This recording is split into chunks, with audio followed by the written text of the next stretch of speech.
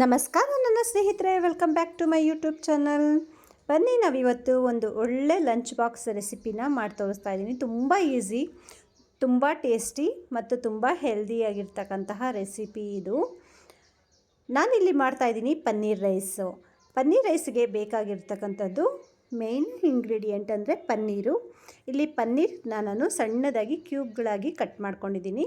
ನಂತರ ನಾನು ಅದಕ್ಕೆ ಅಚ್ಚ ಖಾರದ ಪುಡಿ, ಸ್ವಲ್ಪ ಉಪ್ಪು, ನಂತರ ಅರಿಶಿಣದ ಪುಡಿ ಹಾಕಿ ಚೆನ್ನಾಗಿ ಮಿಕ್ಸ್ ಮಾಡಿ ಮ್ಯಾರಿನೇಟ್ ಆಗೋದಕ್ಕೆ ಒಂದು 10 ನಿಮಿಷಗಳ ಕಾಲ ಬಿಡ್ತಾಯಿದ್ದೀನಿ.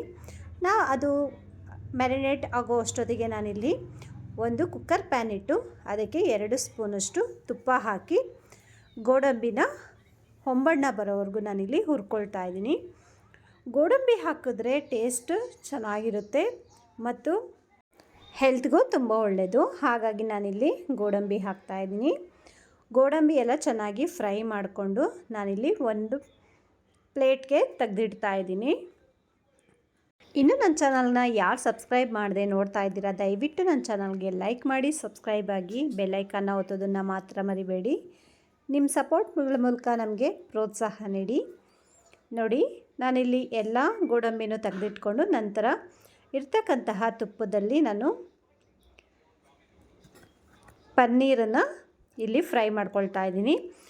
ಇದು ಪನ್ನೀರ್ ಹಾಕಿದ ತಕ್ಷಣವೇ ನಾವು ಕೈ ಆಡಿಬಿಟ್ರೆ ಸ್ವಲ್ಪ ಹೊಡೆದಂಗೆ ಆಗುತ್ತೆ. ಹಾಗಾಗಿ ನಾನಿಲ್ಲಿ ನಿಧಾನವಾಗಿ ಮಿಕ್ಸ್ ಮಾಡ್ತಾ ಇದ್ದೀನಿ. ನೋಡಿ, ಹೀಗೆ ಎಲ್ಲ ಪನ್ನೀರನ್ನು ಎಲ್ಲ ಕಡೆ 4 ಸೈಡು ಚೆನ್ನಾಗಿ ರೋಸ್ಟ್ ಆಗೋವರೆಗೂ ಫ್ರೈ ಮಾಡ್ಕೊಬೇಕು.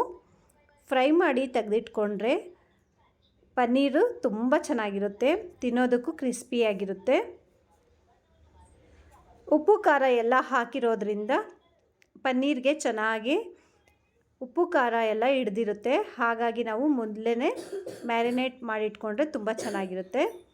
ನಂತರ ನಾನಿಲ್ಲಿ 2 ರಿಂದ 3 ಸ್ಪೂನಷ್ಟು ನಾನಿಲ್ಲಿ ಬೆಣ್ಣೆ ಹಾಕ್ತಾಯಿದ್ದೀನಿ. ಬೆಣ್ಣೆ ಇಲ್ಲ ಅಂದರೆ ಕುಕ್ಕಿಂಗ್ ಆಯಿಲ್ ಆದರೂ ಹಾಕ್ಕೊಳ್ಬೋದು.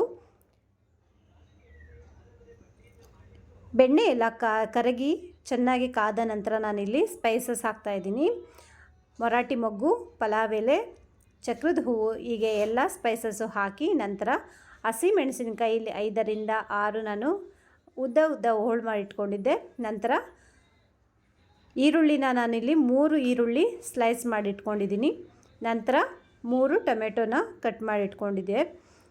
ಎಲ್ಲವನ್ನು ಹಾಕಿ ಚೆನ್ನಾಗಿ ಫ್ರೈ ಮಾಡ್ಕೊಳ್ಬೇಕು. ಟೊಮೊಟೊ ಈರುಳ್ಳಿ ಎಲ್ಲ ಚೆನ್ನಾಗಿ ಫ್ರೈ ಆಗಬೇಕಾದ್ರೇ ನಾನಿಲ್ಲಿ ಪುದೀನ ಸೊಪ್ಪನ್ನು ಒಂದು ಇಡಿಯಷ್ಟು ಪುದೀನ ಸೊಪ್ಪನ್ನು ಹಾಕಿದ್ದೀನಿ. ನಂತರ 2 ಸ್ಪೂನಷ್ಟು ಶುಂಠಿ ಬೆಳ್ಳುಳ್ಳಿ ಪೇಸ್ಟ್ ಹಾಕಿ ಚೆನ್ನಾಗಿ ಮಿಕ್ಸ್ ಮಾಡಿಕೊಳ್ಬೇಕು.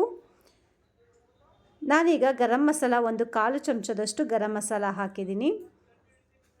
ನಂತರ ಬಟಾಣಿ, ಹಸಿ ಬಟಾಣಿ ಇದ್ದರೂ ಹಾಕ್ಕೊಳ್ಬೋದು, ಇಲ್ಲಾಂದರೆ ಒಣ ಬಟಾಣಿನ ನೆನೆಸ್ಬಿಟ್ಟು ಹಾಕ್ಕೊಂಡ್ರೆ ಚೆನ್ನಾಗಿರುತ್ತೆ. ಎಲ್ಲ ಹಾಕಿ ರುಚಿಗೆ ತಕ್ಕಷ್ಟು ಉಪ್ಪು ಹಾಕಿ ಪನ್ನೀರನ್ನು ಹಾಕಿ ನಾನಿಲ್ಲಿ ಚೆನ್ನಾಗಿ ಮಿಕ್ಸ್ ಮಾಡ್ಕೊಳ್ತಾ ಇದ್ದೀನಿ.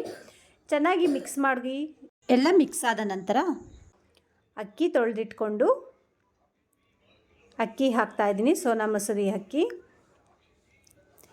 ನಾನಿಲ್ಲಿ ಅಕ್ಕಿ 3 ಲೋಟ ತೊಗೊಂಡಿದ್ದೀನಿ. ಹಾಗಾಗಿ ಅದೇ ನಾನು ಯಾವ ಲೋಟದಲ್ಲಿ ಅಕ್ಕಿ ತೊಗೊಂಡಿದ್ನೋ ಅದೇ ಲೋಟದಲ್ಲಿ ನಾನು 6 ಲೋಟದಷ್ಟು ನೀರು ಹಾಕ್ತಾಯಿದ್ದೀನಿ. ನಂತರ ನಾನು ಕೊನೆಯದಾಗಿ ಕೊತ್ತಂಬರಿ ಸೊಪ್ಪನ್ನು ಹಾಕ್ತಾಯಿದ್ದೀನಿ. ಎಲ್ಲ ಹಾಕಿ ಚೆನ್ನಾಗಿ ಮಿಕ್ಸ್ ಮಾಡಿ ನಂತರ ಲಿಡ್ ಕ್ಲೋಸ್ ಮಾಡಿ 2 ವಿಷಲ್ ಬಂದರೆ ಸಾಕು.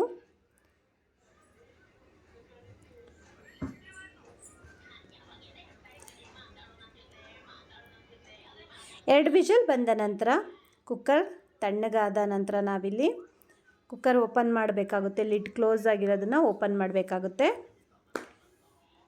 ನೋಡಿ ಎಷ್ಟು ಚೆನ್ನಾಗಾಗಿದೆ ಅಂದರೆ ತುಂಬ ಚೆನ್ನಾಗಾಗಿದೆ. ಬಿಡಿ ಬಿಡಿಯಾಗಿ ಆಗಿದೆ. ನೋಡೋದಕ್ಕಂತೂ ತುಂಬ ಟೇಸ್ಟಿಯಾಗಿದೆ, ನೋಡೋದಕ್ಕೆ ಚೆನ್ನಾಗಿದೆ ಮತ್ತು ತಿನ್ನೋದಕ್ಕೆ ಇನ್ನೂ ಸೂಪರಾಗಿದೆ. ಒಂದು ಸರಿ ಈ ರೀತಿ ಮಕ್ಕಳಿಗೆ ಮಾಡಿಕೊಟ್ಟು ನೋಡಿ, ತುಂಬ ಇಷ್ಟಪಡ್ತಾರೆ. ಲಂಚ್ ಬಾಕ್ಸ್ಗಂತೂ ತುಂಬ ಈಸಿ ರೆಸಿಪಿ ಮತ್ತು ತುಂಬ ಟೇಸ್ಟಿಯಾದ ರೆಸಿಪಿ ಇದು. ಮಕ್ಕಳೆಲ್ಲ ತುಂಬ ಇಷ್ಟಪಟ್ಟು ತುಂಬ ಖುಷಿಯಿಂದ ತಿಂತಾರೆ. ನೋಡಿದ್ರಲ್ಲ ಸ್ನೇಹಿತರೆ, ನಾನು ಮಾಡಿರೋ ರೆಸಿಪಿ ನಿಮ್ಗೆ ಇಷ್ಟ ಆಗಿದ್ದರೆ ನನ್ನ ಚಾನಲ್ಗೆ ಒಂದು ಲೈಕ್ ಮಾಡಿ, ಕಮೆಂಟ್ಸ್ಗಳ ಮೂಲಕ ನಮಗೆ ಪ್ರೋತ್ಸಾಹ ನೀಡಿ. Thanks for watching my videos.